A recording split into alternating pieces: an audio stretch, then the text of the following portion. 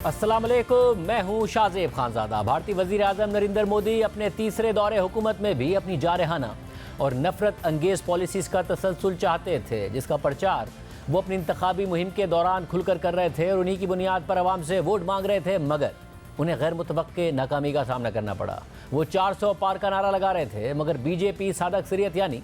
272 नशिस्तों से भी काफ़ी पीछे रह गई, जिसके बाद नरेंद्र मोदी को इत्तेहादियों की बैसाखी के सहारे हुकूमत बनानी पड़ी, जबकि उन्हें एक मजबूत अपोजिशन का भी सामना है। इसलिए तज्जिए हो रहे हैं कि नरेंद्र मोदी अपने पिछले दोनों अदवार से कमज़ोर वज़ीर आज़म साबित हो सकते हैं, जिससे उन्हें आज़ादी से अपनी जारहाना दाखिला और खारजा पॉलिसीज़ चलाने में मुश्किलात पेश आ सकती हैं। अपोजिशन और मीडिया पर क्रैक डाउन करने में मुश्किलात पेश आ सकती हैं। वज़ीर आज़म नरेंद्र मोदी की एक मुतनाज़ पॉलिसी दूसरे ममालिक में किराए के कातिलों के जरिए मुखालिफिन को कत्ल करवाना रही है। इलेक्शन मुहिम के दौरान नरेंद्र मोदी बार बार क्रेडिट लेते रहे कि उन्होंने भारत को इतना मजबूत बना दिया है कि अब वो अपने दुश्मनों को घर में घुस कर मारता है। यानी भारत अपनी खुफिया एजेंसी रॉ के एजेंट्स के जरिए मुखालिफिन, सिख रहनुमाओं और नाकदीन को किराए के कातिलों के जरिए दुनिया भर में कत्ल करवा रहा है। इसके अलावा वज़ीर आज़म नरेंद्र मोदी के अपनी दूसरे दौरे हुकूमत में पाकिस्तान के हवाले से ताल्लुकात बेहतर करने के बजाय जारहाना हिकमत अमली रही। मगर 9 जून को जब उन्होंने बतौर वज़ीर आज़म हल्फ उठाया तो वज़ीर आज़म शहबाज शरीफ और नवाज शरीफ ने उन्हें मुबारकबाद दी और नवाज शरीफ ने नफरतें भुलाकर अवाम की खातिर आगे बढ़ने का पैगाम भेजा, तो नरेंद्र मोदी ने खुद उन्हें जवाब भी दिया। मगर क्या नरेंद्र मोदी अपनी जारहाना रविश छोड़ देंगे, जिसका शिकार पाकिस्तान ही नहीं बल्कि कनाडा और अमेरिका भी हुए हैं। एक के बाद एक रिपोर्ट में इंकिशाफ किया गया है कि भारत ने पाकिस्तान में अपने मुखालिफिन को निशाना बनाया, फिर कनाडा में सिख रहनुमा हरदीप सिंह नजर को कत्ल कराया और फिर अमेरिका में अमरीकी शहरी और सिख रहनुमा गुरपतवत सिंह को निशाना बनाने की कोशिश की, मगर अमरीकी हुक्काम ने रॉ की इस कार्रवाई को नाकाम बना दिया और इसमें मुलव्विस एक भारतीय शख्स को गिरफ्तार करते हुए रॉ के इस पूरे ऑपरेशन से पर्दा उठा दिया। इस हवाले से भारतीय इलेक्शन से पहले अमरीकी अखबार वाशिंगटन पोस्ट ने इस वाक़े और तहकीकात से जुड़े 3 दर्जन से ज़ायद अफराद का इंटरव्यू किया था और दस्तावेज़ात का जायज़ा लेकर तफसीली रिपोर्ट शाया की थी। रिपोर्ट के मुताबिक गुज़िश्ता साल भारतीय वज़ीर आज़म नरेंद्र मोदी के सरकारी दौरे के इस्तकबाल के लिए अमरीका में व्हाइट हाउस गैर मामूली हदों तक चला गया, जिसका मकसद दुनिया की एक उभरती हुई ताकत और चीन के खिलाफ मुमकिन शराकतदार के साथ ताल्लुकात को मजबूत करना था। व्हाइट हाउस के लॉन की टेबल्स को उस फूल से सजाया गया था जो भारतीय जनता पार्टी का निशान है, जबकि वेजिटेरियन खानों की निगरानी के लिए कैलिफोर्निया से एक शेफ को लाया गया था। इस दौरान अमरीकी सदर जो बाइडेन ने दोनों ममालिक के ताल्लुकात में मुश्तरका इक़दार की पुरजोश तरीके से तारीफ़ें की, लेकिन 22 जून को जिस वक्त भारतीय वज़ीर आज़म नरेंद्र मोदी अमरीका की इस गैर मामूली मेज़बानी का लुत्फ़ उठा रहे थे, तो उसी वक्त भारत की इंटेलिजेंस सर्विस का एक अफसर अमरीका में मोदी के एक बड़े नाक़िद को कत्ल करवाने के लिए किराए के कातिलों की टीम को हतमी हिदायत पहुंचा रहा था। रिपोर्ट के मुताबिक अमेरिका और भारत के मौजूदा और साबिक सिक्योरिटी एहलकारों के मुताबिक भारतीय इंटेलिजेंस एजेंसी रॉ के एक अफसर विक्रम यादव ने पैगाम भेजा कि यह कत्ल अब एक तरजीह है। रिपोर्ट के मुताबिक अमेरिका और कनाडा में भारत के कत्ल के मंसूबे भारतीय हुकूमत की दूसरे ममालिक में पनाह लेने वाले मुखालिफ ग्रुप्स के खिलाफ बढ़ते हुए जारहाना रवैये पर मबनी उस लहर का हिस्सा हैं जिसके तहत सियासी मुखालिफिन को खामोश करने के लिए मुल्क से बाहर एजेंट्स भेजे जाते हैं। वाशिंगटन पोस्ट के मुताबिक इस रिपोर्ट के लिए अखबार के रिपोर्टर्स ने नई दिल्ली, वाशिंगटन, ओटावा, लंदन, प्राग और बर्लिन में सरकारी एहलकारों, एक्सपर्ट्स और हदफ बनने वाले 3 दर्जन से ज़ायद अफराद के साथ इंटरव्यूज़ किए हैं। रिपोर्ट के मुताबिक भारत ने इख्तलाफी ग्रुप्स के खिलाफ तशद्दुद और धमकियों पर सिर्फ कुछ ही नताइज का सामना किया है और एक हद तक ऐसा इसलिए है क्योंकि अमेरिका और उसके इत्तेहादी चीन के साथ मुकाबले के इस नए दौर में भारत के साथ करीबी ताल्लुकात चाहते हैं। रिपोर्ट के मुताबिक सरहद पार ताकत के इस्तेमाल के जरिए इस तरह की कार्रवाइयाँ करने के कई तरीक़े हैं, जिनमें तशद्दुद, हिरासानी और सर्विलेंस शामिल हैं और भारत इस तरह के हरबे इस्तेमाल करने वाले दर्जनों अक़वाम में से एक है और इसके नतीजे के तौर पर तकरीबन हर बरे आज़म में इख्तलाफी ग्रुप्स के लिए पनागाहें सुकड़ती जा रही हैं। रिपोर्ट के मुताबिक रॉ के अफसर विक्रम यादव ने किराए के कातिलों को अमरीकी शहरी सिख एक्टिविस्ट गुरबतवत सिंह की मालूमात भेजी, जिसमें उनका न्यूयॉर्क का एड्रेस भी शामिल था। प्लान के मुताबिक जैसे ही मुमकिन कातिलों को तस्दीक होती कि गुरबतवत सिंह घर पर है तो उन्हें अपना काम अंजाम देना था। वैसे तो कत्ल के इस मंसूबे को अमरीकी अथॉरिटीज़ ने नाकाम बना दिया था, मगर विक्रम यादव की शनाख्त और उसकी वाबस्तगी से अब तक का सबसे वाज़ेह सबूत मिला है कि इस कत्ल के लिए हिदायत भारतीय खुफिया एजेंसी के अंदर से आई थी। इस हवाले से CIA, FBI और दीगर एजेंसियों ने जो तहकीकात की उसमें रॉ के आला अफसरान को भी शामिल किया गया। अमरीकी हुकूमत के पास मौजूद रिपोर्ट्स के मुताबिक अमरीकी इंटेलिजेंस एजेंसियों ने अंदाज़ा लगाया है कि गुरपतवत सिंह को निशाना बनाने के लिए ऑपरेशन की मंजूरी उस वक्त के रॉ के चीफ समत गोयल ने दी थी। और यही फाइंडिंग वाशिंगटन पोस्ट को भारत के साबिक सिक्योरिटी ऑफिशियल्स की तरफ से दिए गए मौक़िफ़ से भी मुताबिकत रखती है, जो इस ऑपरेशन से मुतालिक मालूमात रखते थे। उनका कहना था कि रॉ के सरबराह बैरून मुल्क सिख इंतहा पसंदों के मुबैना खतरे को ख़त्म करने के लिए बहुत ज़्यादा दबाव में थे। इसके अलावा अमरीकी खुफिया एजेंसियों ने अंदाज़ा लगाया है कि नरेंद्र मोदी के कौमी सलामती के मुशीर अजीत डोल को भी बैरून मुल्क मुकीम सिख कम्युनिटी के अफराद को कत्ल करने के रॉ के इस मंसूबे का मुमकिना तौर पर इल्म था, लेकिन हुक्काम का कहना है कि इस हवाले से कोई ठोस सबूत सामने नहीं आया। वाशिंगटन पोस्ट के मुताबिक ना ही अजीत डोल ने और ना ही समत गोयल ने इस हवाले से कॉल्स और टेक्स्ट मैसेजेस का जवाब दिया। रिपोर्ट के मुताबिक इस बात ने मगरबी सिक्योरिटी हुक्काम को हैरान कर दिया है कि भारत शुमाली अमरीका के ममालिक में ऐसी खतरनाक कार्रवाइयाँ कर रहा है, मगर कुछ हद तक इससे जियोपॉलिटिक्स में गहरी तब्दीली की अक्कासी भी होती है। यानी बरसों से दूसरे दर्जे के खिलाड़ी के तौर पर बर्ताव करने के बाद अब भारत मुकाबले के एक नए दौर में खुद को एक उभरती हुई ताकत के तौर पर देखता है, ऐसी ताकत जिससे अमेरिका भी मुंह मोड़ने का मुतहम्मिल नहीं हो सकता। रिपोर्ट के मुताबिक जब एक मगरबी सिक्योरिटी एहलकार से सवाल किया गया कि भारत अमरीकी सरजमीन पर इक़दाम कत्ल की ऐसी जुर्रत क्यों करेगा, तो उन्होंने जवाब दिया कि क्योंकि वो जानते थे कि वो इससे बच निकल सकते हैं। हुक्काम के मुताबिक भारत की अमरीकी सरजमीन में सिख एक्टिविस्ट के कत्ल की यह नाकाम कोशिश रॉ की बढ़ती हुई उस जारहाना मुहिम का हिस्सा थी जो एशिया, यूरोप और शुमाली अमरीका में चल रही थी। साथ ही साथ अमरीका में गुरपतवत सिंह के कत्ल की नाकाम कोशिश कनाडा में हरदीप सिंह नजर के कत्ल से मुताबिकत रखती है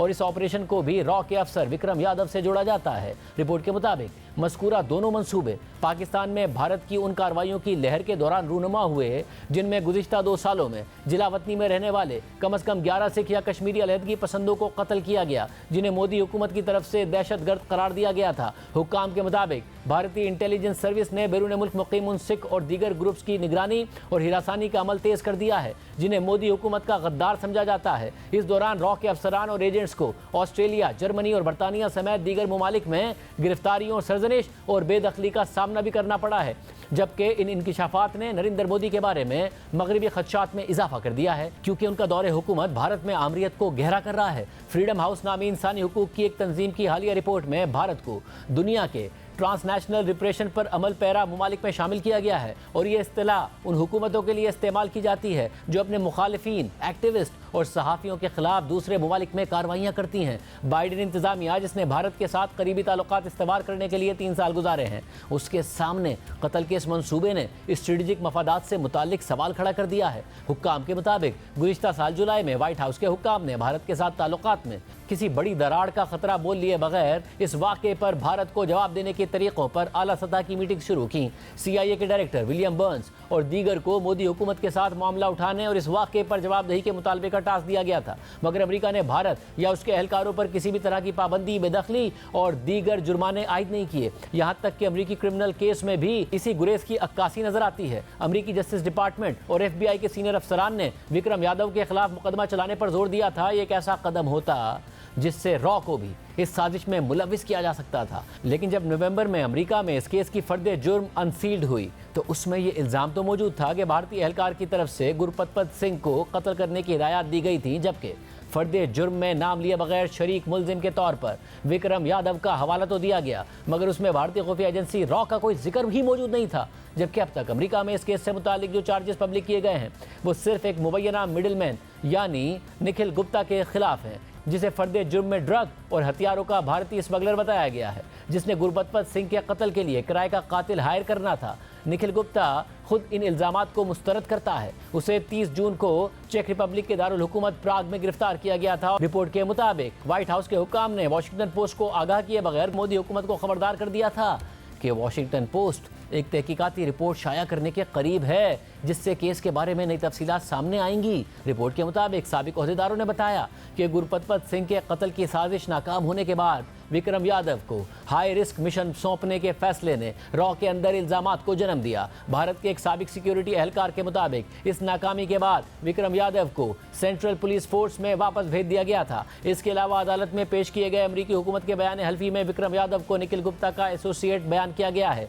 विक्रम यादव ने भारत में निखिल गुप्ता पर लगे हुए मुजरिमाना जारहाना इल्जामात को खत्म करने का बंदोबस्त करके गुरपतवत सिंह के कत्ल के मंसूबे के लिए उसकी मदद हासिल की थी। निखिल गुप्ता के बैकग्राउंड को जानने वाले एक शख्स के मुताबिक निखिल गुप्ता की अफगानिस्तान और दीगर ममालिक में भारतीय सिक्योरिटी सर्विसेज के साथ ताउन की अपनी एक तारीख है, लेकिन उसे मगरिब में कार्रवाइयों के लिए कभी इस्तेमाल नहीं किया गया। भारतीय अदालत में निखिल गुप्ता के अहले खाना का कहना है कि वो एक मासूम मिडिल क्लास बिजनेसमैन है और उसकी गिरफ्तारी गलत शनाख्त का नतीजा है। अहले खाना के मुताबिक निखिल गुप्ता चेक रिपब्लिक के दारुल हुकूमत में सैर व तफरी और कारोबार के लिए नई मार्केट्स को एक्सप्लोर करने के लिए गया था। मगर वॉशिंगटन पोस्ट की रिपोर्ट के मुताबिक निखिल गुप्ता की हवालगी के लिए अमेरिका ने जो बयान हल्फी चेक रिपब्लिक की अदालत में जमा कराया है, उसके मुताबिक विक्रम यादव और निखिल गुप्ता ने हफ्तों तक गुरपतवत सिंह को कत्ल करने के मंसूबे के बारे में खुफिया तहरीरों के जरिए आपस में राब्ता किया और फिर कातिल की तलाश में निखिल गुप्ता ने एक ऐसे शख्स से राब्ता किया जिसके साथ वो कम से कम 8 साल से राब्ते में था और उसे मंशियात और हथियारों का डीलर समझता था।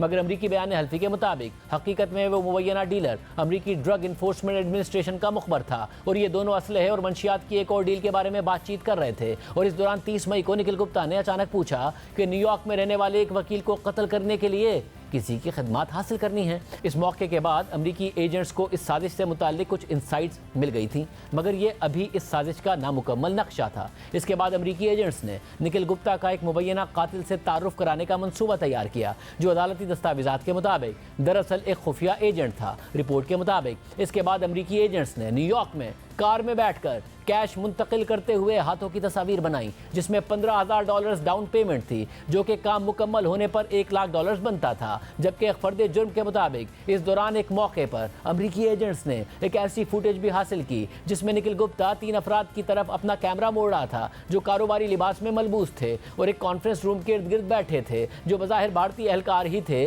जो मिशन की निगरानी कर रहे थे। फर्द जुर्म के मुताबिक निखिल गुप्ता ने वीडियो कॉल पर मुबैना किराए के कातिल से कहा कि हम सब तुम पर एतमाद कर रहे हैं। रिपोर्ट के मुताबिक विक्रम यादव ने मजीद निशानदही की कि गुरपतवत सिंह के कत्ल के बाद इस तरह के मजीद काम मिलेंगे, जिनमें कनाडा में एक बड़ा टारगेट भी शामिल है। अमरीकी अदालत की फर्द जुर्म के मुताबिक मगर किसी और टीम को पहले ही असाइनमेंट मिल गया, जिससे साबित होता है कि भारतीय एजेंसी रॉ कई क्रिमिनल्स के साथ काम कर रही थी। कनाडा में 18 जून को हरदीप सिंह नजर के कत्ल के कुछ घंटों बाद विक्रम यादव ने निखिल गुप्ता को एक वीडियो क्लिप भेजा, जिसमें हरदीप सिंह नजर की गाड़ी में पड़ी हुई खून आलूद लाश दिखाई गई थी। रिपोर्ट के मुताबिक जब यह पैगाम मौसूल हुआ तो इस दौरान अमरीकी हुक्काम निखिल गुप्ता के लिए जाल बिछा रहे थे और उसे भारत से निकालकर किसी दूसरे मुल्क के इलाके में लाना चाह रहे थे। और फिर निखिल गुप्ता को अमरीकी एजेंटों ने अपने मुखबर के जरिए धोखे से चेक रिपब्लिक के सफर पर आमादा किया और फिर 30 जून 2023 को निखिल गुप्ता चेक रिपब्लिक के दारुल हुकूमत प्राग पहुंच गया और उससे 11 दिन पहले ही अमरीकी हुक्काम की ईमा पर चेक अथॉरिटीज़ ने खुफिया तौर पर निखिल गुप्ता की गिरफ्तारी के वारंट जारी किए थे। निखिल गुप्ता के अहले खाना के भारतीय अदालत में जमा कराए गए बयान के मुताबिक जैसे ही वो एयरपोर्ट से बाहर निकला तो चेक पुलिस ने उसे रोक लिया और उसे उस गाड़ी में अपने साथ ले गए, जिसमें 2 अमरीकी वफाकी एजेंट इंतजार कर रहे थे। गाड़ी में चलते हुए उससे घंटों तक पूछगछ की गई और फिर उसके बाद निखिल गुप्ता को चेक रिपब्लिक की दारुल हुकूमत की जेल में डाल दिया गया। रिपोर्ट के मुताबिक इस मिशन के लिए अगरचे विक्रम यादव ने मरकजी शख्स के तौर पर काम किया, लेकिन भारत के मौजूदा और साबिक एहलकारों के मुताबिक इस ऑपरेशन में ऐसे आला अफसरान भी शामिल थे जिनके वजीर आजम नरेंद्र मोदी के अंदरूनी सर्कल से ताल्लुकात हैं। उनमें नेशनल सिक्योरिटी एडवाइजर अजीत डोल और उस वक्त के रॉ के चीफ समंत गोयल के मुलविस होने या उन्हें इसका इल्म होने का शुबा है। रिपोर्ट के मुताबिक 2014 में नरेंद्र मोदी की तरफ से अजीत डोल को नेशनल सिक्योरिटी एडवाइजर बनाने से पहले अजीत डोल ने अवामी सतह पर यह बयान दिया था कि वो गिरोह जो भारत को धमका रहे हैं, खासतौर पर पाकिस्तान, उनके खिलाफ भारत का सिक्योरिटी अपैरेटस डिफेंस से बदलकर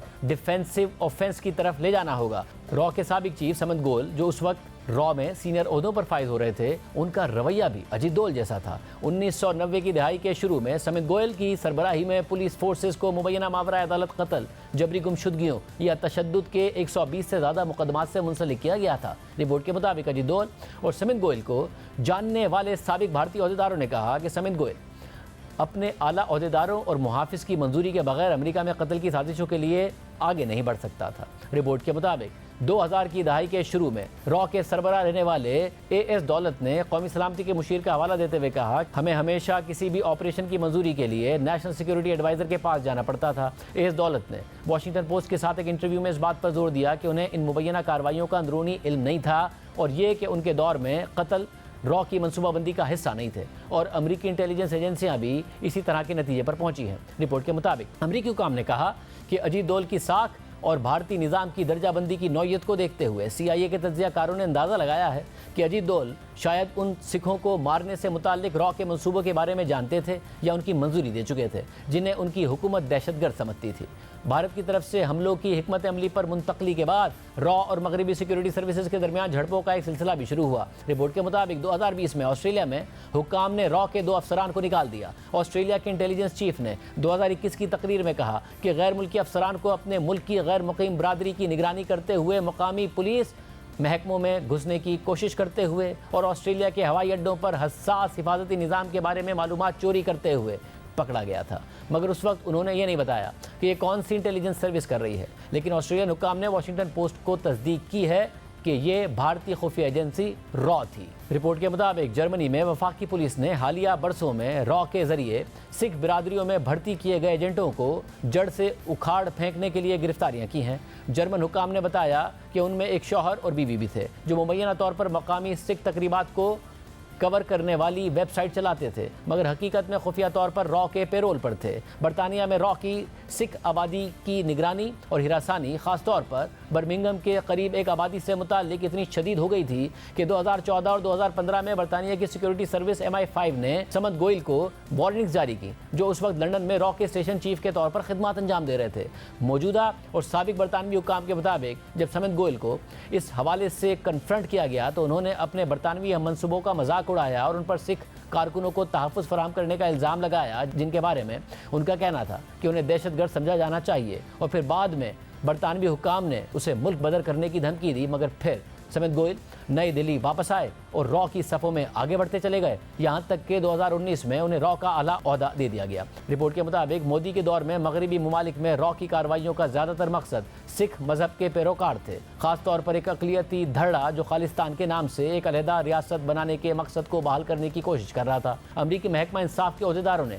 कम अज़ कम इस वक्त विक्रम यादव के खिलाफ इल्ज़ाम दायर न करने का फैसला किया है और इस अप्रोच को कुछ लोगों ने बहुत ज़्यादा एकोमोडेटिंग अप्रोच के तौर पर देखा है। कई मौजूदा और साबिक अमरीकी ओहदेदारों ने नोट किया है कि विक्रम यादव से मुताल्लिक फैसले के बरक्स अमरीका ने हालिया वर्षों में अमरीकी सरजमीन पर मुबैना साजिशों में रूसी और ईरानी इंटेलिजेंस अफसरान के खिलाफ इल्ज़ामात आयद किए हैं। ताहम भारत के साथ सलूक इस बात का इशारा करता है कि वली अहद शहजादा मोहम्मद बिन सलमान के जमाल खशोगी के कत्ल में मुलव्विस होने के बाद अमरीका ने सऊदी अरब के साथ किस तरह सलूक किया। और जमाल खशोगी अमरीकी रिहायशी और वाशिंगटन पोस्ट के कॉलम निगार थे, जिन्हें इस्तांबुल में सऊदी काउंसिल खाने में कत्ल और टुकड़े टुकड़े कर दिया गया था। रिपोर्ट के मुताबिक व्हाइट हाउस के ओहदेदारों ने अपने इक़दामात का दिफा करते हुए कहा है कि निजी मुलाकातों में मोदी और उनके करीबी मुशीरों ने मामले को संजीदगी से लिया है और जवाबदही का वादा किया है। ओहदेदारों ने नोट किया कि अगर भारतीय हुकूमत इन वादों पर अमल करने में नाकाम रही तो विक्रम यादव पर अब भी फर्द जुर्म आयद की जा सकती है और दीगर जुर्माने आयद किए जा सकते हैं। रिपोर्ट के मुताबिक कनाडा, जिसमें भारत से बाहर दुनिया की सबसे बड़ी सिख आबादी है, उसने इस हवाले से ज़्यादा ताकतवर नुक्ता नज़र इख्तियार किया और सितंबर में वज़ीर आज़म जस्टिन ट्रूडो ने अवामी तौर पर भारत पर हरदीप सिंह नजर के कत्ल में मुलव्विस होने का इल्ज़ाम लगाया और कनाडा की दारुल हुकूमत ऑटवा में रॉ के स्टेशन चीफ को मुल्क से निकाल दिया और दोनों ममालिक के दरमियान ताल्लुकात ख़राब हो गए। कनाडा ने भारत से अपने 41 सिफारतकारों को उस वक्त वापस बुला लिया जब मोदी हुकूमत ने उनकी महफूज कानूनी हैसियत ख़त्म करने की धमकी दी, जबकि अजीत डोल और दीगर के साथ मुलाकातों के लिए नई दिल्ली का सफ़र करने वाले कनाडियन हुक्काम ने बताया है कि उनका इस्तकबाल भारत के हरदीप सिंह नजर के कत्ल में मुलव्विस होने की तरदीद और मुबैना सिख दहशतगर्दी पर लेक्चर के साथ किया गया था। रिपोर्ट के मुताबिक हुक्काम ने बताया है कि कनाडा की इंटेलिजेंस एजेंसियों ने दिल्ली में भारतीय हुक्काम की तरफ से ऑटवा में भारतीय सिफारतकारों से उन राब्तों में इजाफा देखा जिसमें वो हरदीप सिंह नजर के कत्ल के बारे में लाइलमी का इजहार करते हुए नजर आए और इस तबादले को कनाडा के हुक्काम ने जानबूझकर गलत मालूमात फैलाने के तौर पर देखा है, जिसका मकसद तफ्तीशकारों को रोकना और उलझन में डालना था। रिपोर्ट के मुताबिक इस बात के इशारे मिले हैं कि भारत ने अमेरिका और कनाडा में हलाकतों की एक वसी लहर की मंसूबाबंदी की थी। विक्रम यादव ने निखिल गुप्ता को बताया था हरदीप सिंह नजर और गुरपतपत सिंह के कत्ल के बाद रॉ के मतलूब 3 या 4 दीगर मजीद अफराद हैं।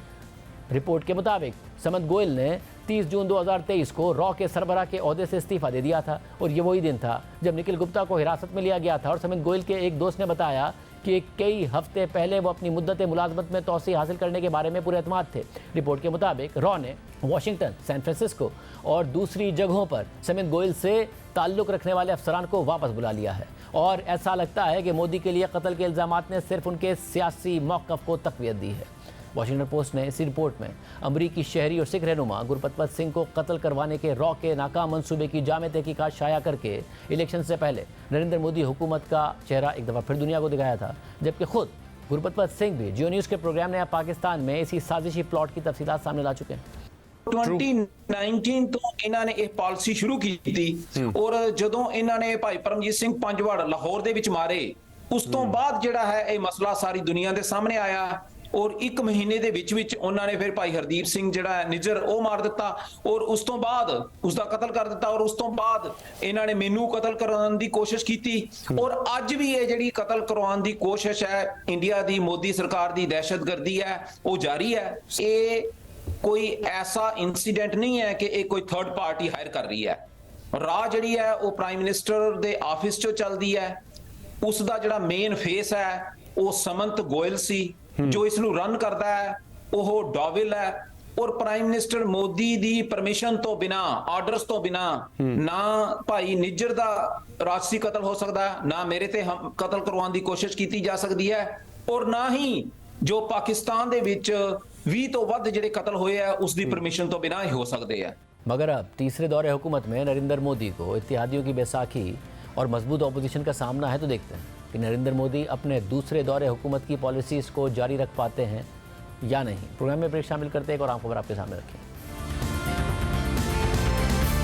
प्रोग्राम में दोबारा खुश आमदीद नाजरीन। मामलात किस तरफ जाएंगे, मुज़ाकरात की बात हो रही है। अचकज़ई साहब को टास्क दिया गया है, मैंडेट भी तहरीक इंसाफ ने और इमरान खान साहब ने दे दिया है, मगर बर्फ़ पिघलेगी नहीं पिघलेगी। हमारे साथ मौजूद हैं सीनियर साहब की ज़कार सुहेल वड़ाई साहब, अस्मा शराजी साहब, आप दोनों का बहुत शुक्रिया। वड़ाई साहब, ज़ाहिर डायलॉग की तो मुसलसल आप भी कह रहे थे, सियासतदानों से डायलॉग से हल निकलता है, मगर अभी भी बयानबाजी भी साथ साथ हो रही है, मगर एक दरमियान का रास्ता निकाला है तहरीक इंसाफ ने। वो कहती थी कि हम तो नहीं बात करेंगे, ये तो चोर हैं, या फिर हमारा मैंडेट इन्होंने चोरी किया, कि हम नहीं कर रहे मगर अचकज़ई साहब के थ्रू कर रहे हैं। आपके ख्याल में कोई मुमकिन है कि इस डायलॉग से कोई रास्ता निकले?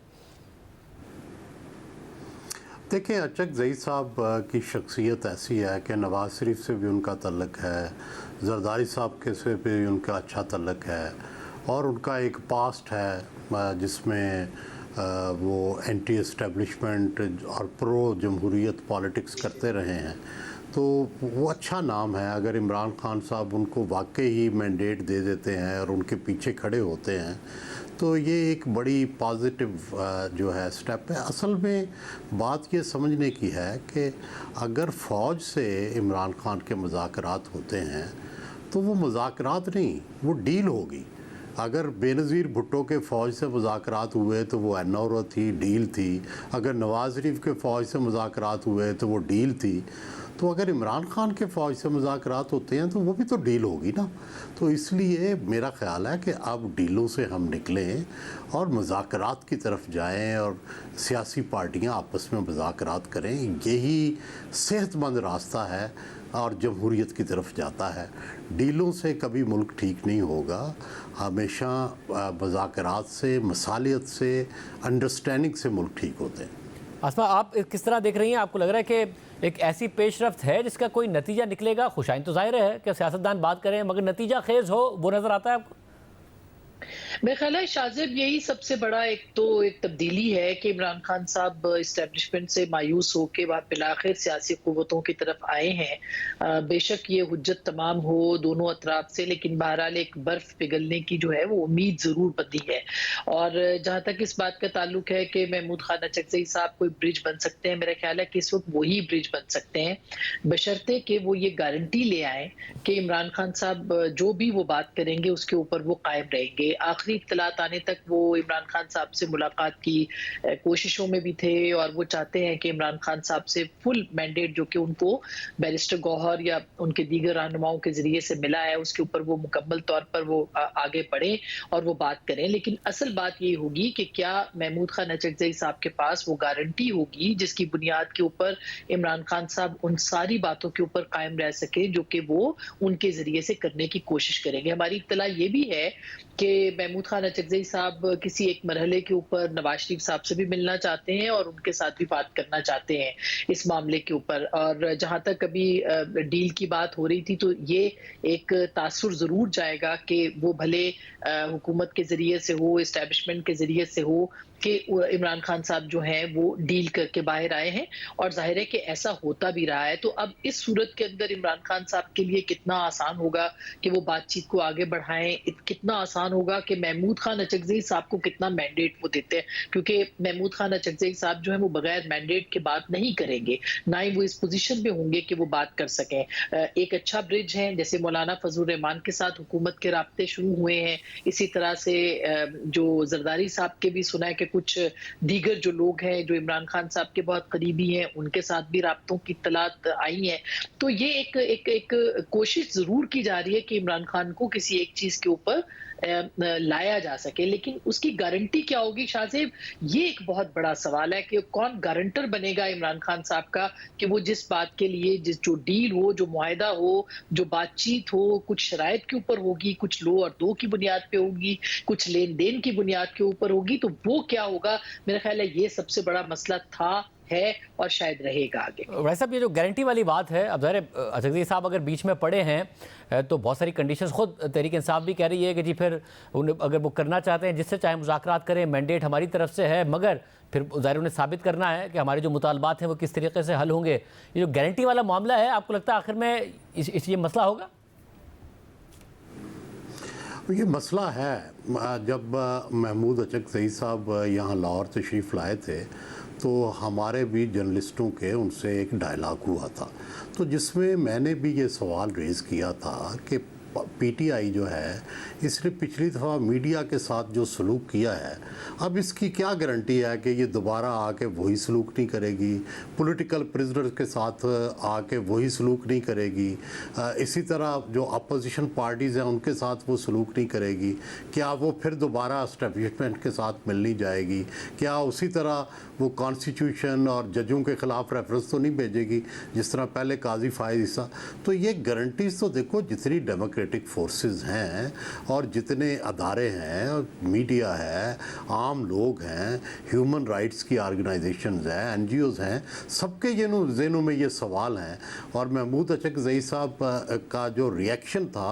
वो काफ़ी पॉजिटिव था, अगरचे उन्होंने ये बोले तो कुछ नहीं, लेकिन ये जो एतराज़ात थे ऐसे लगता था कि वो ये समझ रहे हैं कि इन लोगों के ये एतराज़ात सही हैं और वो चाहेंगे कि इमरान खान से इन चीज़ों की भी गारंटी लें कि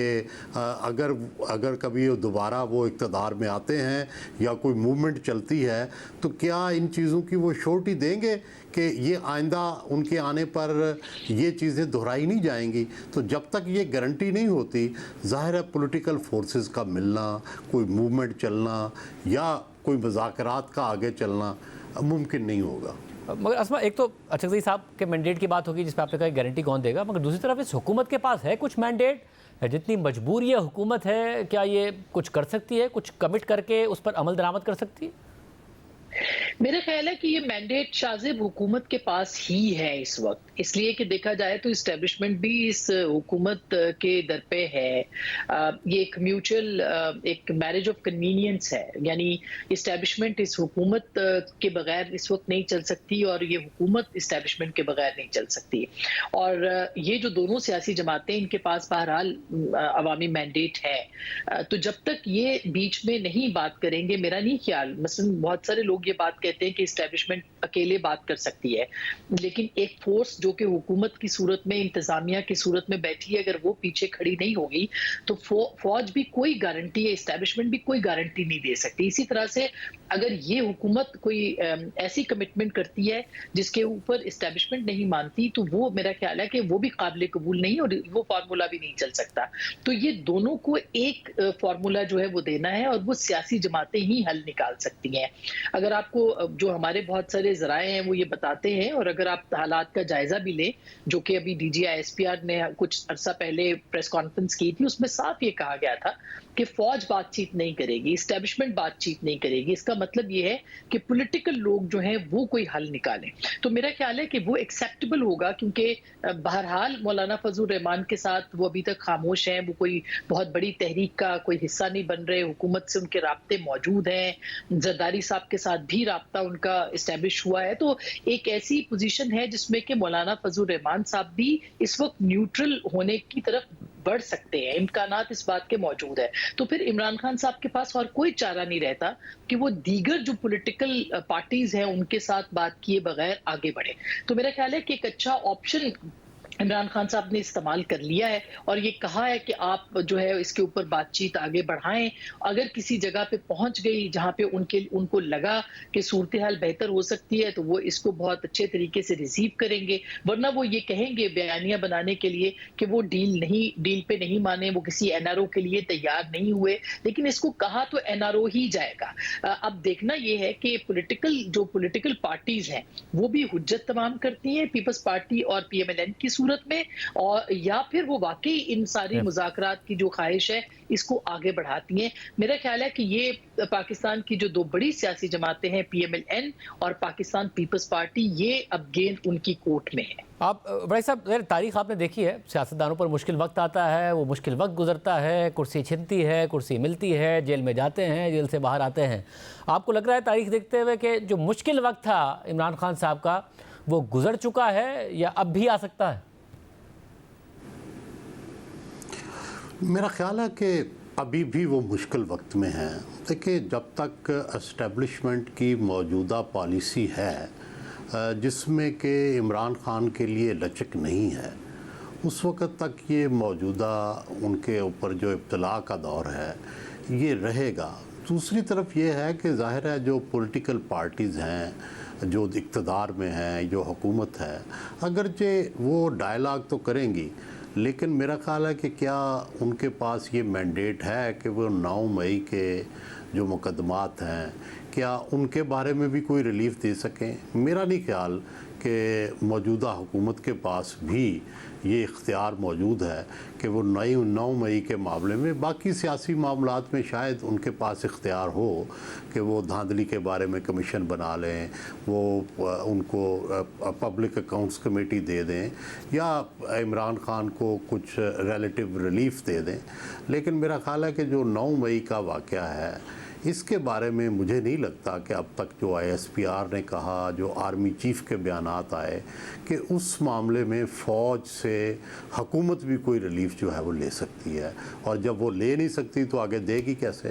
तो डेडलॉक तो फिर इस मामले पे 9 मई पे तो रहेगा अभी भी। वड़ाई साहब, उम्मीद तहरीक इंसाफ की अदलिया से है कि हमें वहाँ से मिल जाएगा, मामलात रुकेंगे नहीं जो जजिस की तरफ से जो मामलात हैं? देखिए, अदलिया ज़ाहिर है पाकिस्तान की अदलिया एक तरफ आज़ादी की अंगलाई ले रही है, लेकिन दूसरी तरफ अदलिया भी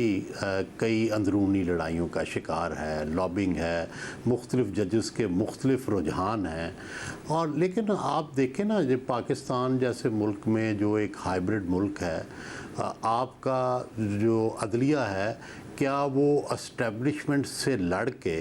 उसको ज़ेर कर सकती है? देखें, अभी तो कोई ऐसी मिसाल कायम होना बाकी है। हाँ, जब एस्टेब्लिशमेंट से अदलिया की लड़ाई होती है तो एस्टेब्लिशमेंट कमज़ोर नज़र आती है, बाज़ औक़ात अदलिया उससे मजबूत नज़र आती है, मगर फ़ाइनल लड़ाई में तो जिसके पास ज़्यादा ताकत होती है वही जीतता है। बदकिस्मती से जो ताकत की दुनिया है उसका तो यही असूल है, उसमें चाहे मॉरल्स आपके हाई हों, चाहे आप असूलों पे खड़े हों, लेकिन जब ताकतों की लड़ाई होती है तो उसमें जो ज़्यादा ताकतवर होता है वो जीतता है। आसमा, आप बताइएगा, आपने देखा है पाकिस्तान की हिस्ट्री को, कवर किया है बहुत सारे मामलात को, आपको लगता है कि जो बहुत मुश्किल वक्त था वो इमरान खान साहब का, तहरीक इंसाफ का गुजर चुका, अब उन पर सख्तियां करना मुमकिन नहीं होगा, जो अदलिया के मामलात हैं, दीगर मामलात हैं उसके बाद? जी, मेरा नहीं ख्याल कि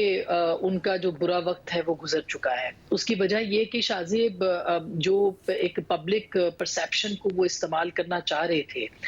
जो उनकी एक सपोर्ट है, जो कि एक वोटर की सपोर्ट है या सपोर्टर की सपोर्ट है, उसको वो स्ट्रीट पावर के अंदर जो है वो ट्रांसलेट नहीं कर सकी पाकिस्तान तहरीक इंसाफ इस वक्त भी। और आपको याद होगा कुछ दिन पहले एक जूम की जो मीटिंग हुई थी उसमें अलीमा खान साहिबा ने ये बात कही अलीमीन गंडापुर साहब से कि इमरान खान साहब तो कॉल नहीं देंगे, कॉल तो आपको खुद ही बाहर निकलना पड़ेगा। ये इनफैक्ट एक पैगाम था जो कि दिया गया था कि आप बाहर निकलें, लेकिन आपने देखा कि उसका कोई खास पॉलिटिकल जो हलके हैं उनके ऊपर असर नहीं हुआ। आफ्टर 9 मई मेरा नहीं ख्याल कि पाकिस्तान तहरीक इंसाफ के लिए एक पब्लिक मोबिलाइजेशन जो है वो आसान होगी। और इमरान खान साहब जो हैं अनफॉर्चुनेटली वो बहुत ज्यादा रिलाय करते हैं फोर्स के ऊपर, और इमरान खान साहब ने अपने सारे पत्ते अब तक इस्तेमाल कर लिए हैं। उन्होंने फोर्स इस्तेमाल कर ली है, उन्होंने अपनी जो एक जो सोशल मीडिया के जरिए जो उनका प्रेशर है वो उन्होंने इस्तेमाल कर लिया है। उनके पास जितने टूल्स थे वो उनको एग्जॉस्ट करते चले जा रहे हैं। जो पॉलिटिकल लोग होते हैं वो अपने कुछ पत्ते संभाल के रखते हैं। अगर देखा जाए तो इस वक्त तक शायद मेरी निगाह में कोई ना बचा हो, मगर कुछ ऐसे पत्ते इमरान खान साहब के पास सामने नजर नहीं आते। यही वजह है कि उन्होंने अपनी पॉलिटिकल टीम को अब ये कहा है कि वो मुज़ाकरात के लिए आगे बढ़े। जहां तक इस बात का ताल्लुक है कि फाइनल शोडाउन, बिल्कुल ये एक फाइनल शोडाउन है, और अनफॉर्चुनेटली जिस तरह से डिवीजन जो है वो आपको इदारों के अंदर नजर आती है, और एक इदारा जो है वो एक सियासी जमात के बैक पे नजर आता है, जबकि दूसरा इदारा जो है वो 2 या 3 सियासी जमातें जो कि हुकूमत में है, हुक्मरान है, उनके साथ खड़ी नजर आती है। तो ये एक प्रॉक्सीज की लड़ाई है। इस प्रॉक्सीज की लड़ाई के अंदर, इस आखिरी मार्के के अंदर, या यूं समझिए कि पहले आंख झपकने का जो मामला है उसके अंदर पहली आंख झपक दी है इमरान खान साहब ने एक पॉलिटिकल डायलॉग की तरफ बढ़ते हुए। और अपनी देखा जाए तो इसको वो एग्जॉस्ट अप करना चाहते हैं। वो कर पाते हैं नहीं कर पाते ये एक अलग बात है। और बिल्कुल ये बात दुरुस्त है कि कोई भी एग्रीमेंट जो है वो एस्टेब्लिशमेंट की रजामंदी के बगैर हुकूमत करने की पोजीशन में नहीं होगी। 9 मई के हवाले से भी अदलिया बेशक रिलीफ दे सकती है, देने के इम्कानात मौजूद हैं, लेकिन उसके बावजूद जो रियासत है वो उसके पास, उसने अपने बहुत सारे पत्ते अभी तक शो नहीं किए हैं। तो मेरा ख्याल है कि ये एक आखिरी मार्के की बिल्कुल लड़ाई है जिसमें कि सिस्टम आपस में गुत्थम गुत्था है, और इमरान खान साहब ने अपनी थोड़ी फ्लेक्सिबिलिटी जरूर शो की है। ये उनको कितना फायदा दे सकती है ये अभी कहना जो है वो काबिल-ए-वक्त है। बहुत शुक्रिया। तज़िया नाज़रीन, आपने सुना। आज के प्रोग्राम में इतना ही। अल्लाह हाफ़िज़।